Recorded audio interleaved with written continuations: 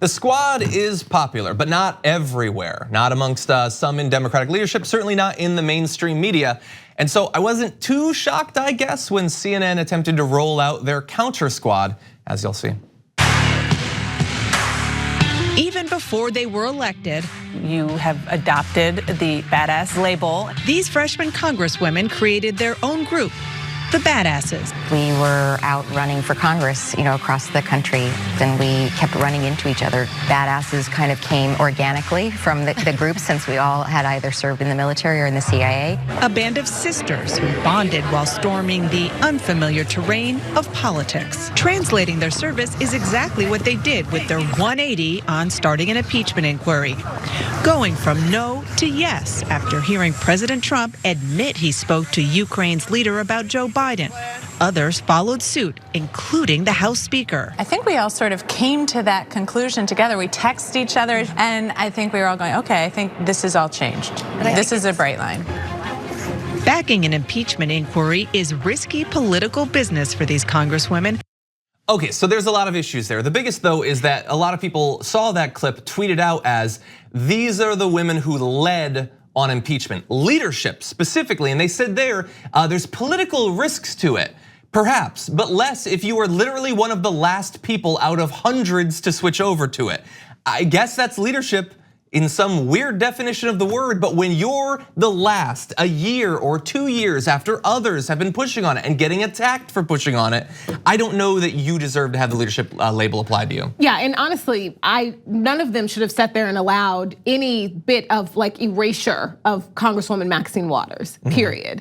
And it's not honorable that the babies in cages didn't get you there. It's not honorable to stand up and say this is the fault line. That's not, I'm glad, whatever it takes anybody to get there, that's fine. But we have crossed the line before. The line has been crossed. Why did those other things not be the bright line for you? And why are you proud of that? Exactly, and I think that's so frustrating. Also, there's a whole other side of this.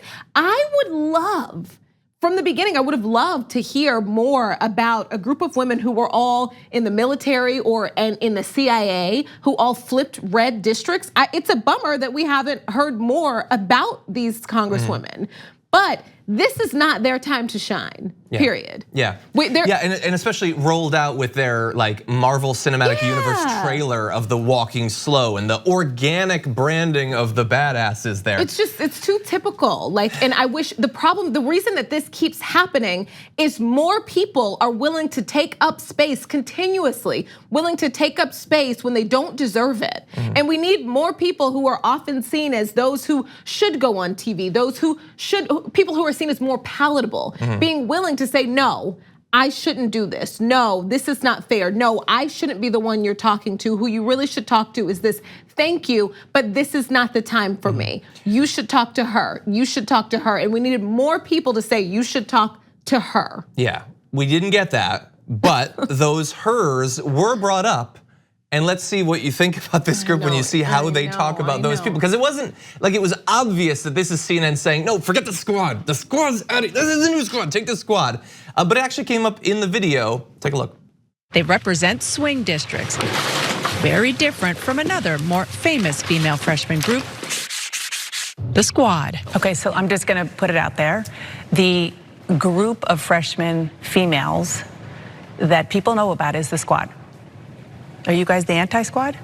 What I tell people in my district, the left wing of our party has created such momentum behind things like moving forward on our environment. None of us is ever gonna get in a Twitter war with anyone else.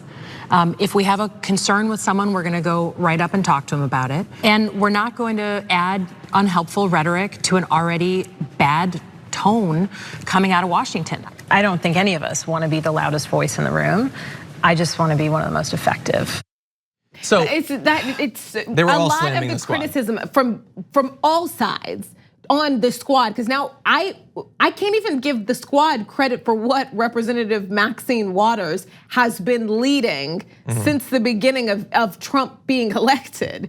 But now moving on to the squad, a lot of the criticism against him is just based on blatant racism. Blatant racism and anti-Muslim hate.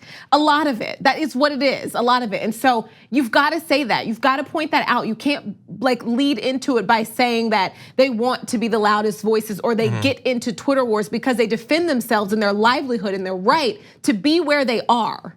Like that was just not an okay way to handle that, to stand up for your sister, for your colleague. That wasn't okay. Instead, Who just slam cares them. if you don't use Twitter to communicate the way that most of the people, like the younger generation in this country, that's how they communicate. People who don't look like you, who don't get the TV screens, who don't get the TV cameras, who don't get the shout outs, who don't get noticed no matter what.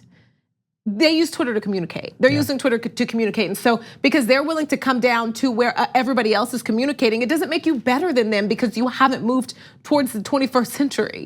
That it's okay, and it's okay to do things different because not everybody likes Twitter. But I don't like that there wasn't just a hardcore defense of your colleague, of your sisters. There's the opposite of that. Yeah, Well, that's not okay. So you were pointing out the Twitter comment where effectively that congresswoman was saying they're cowards for doing it on Twitter. I'll actually talk to people face to face. She was also asked by Jake Tapper if it's unproductive or unhelpful to have people like Rashida Tlaib and Al Green as a part of the push for impeachment, who, by the way, we're pushing for it literally years before all these new women are now being called leaders on it. And she again attacked Rashida Tlaib and all of those. Really fast, if we could just jump ahead, just the last video, it's only like 10 seconds long. Just to put, like, it's so clear what the point of this segment was. I'm just gonna put it out there, are you the anti-squad? It's so clear, so take a look at this last little clip. Their previous service taught them to be fearless, which comes in handy now. There's not a vertical chain of command structure, so at previous. Well, there is, but obviously it sounds like you guys aren't following it. No, but no one can fire us. So so they're leaders, even though they're the last, and even though they have gone along 100% with the strategy, the political strategy of the centrist Democratic leadership, it looks like you're not following the chain of command. Yeah, but you're following the way that things have been done in DC for a very long time. You weren't leaders. You wait until everyone else went out there and they got attacked month after month after month after month, and now you get to just waltz in at the last second and be called leaders. That is the way that things work in DC. That's not like some big thing that we laugh about. The entire thing incredibly frustrating. It's so easy to just take AOC, Rashida Tlaib, Ayanna Pressley, Ilhan Omar, all of them, and then just push them into the shadows.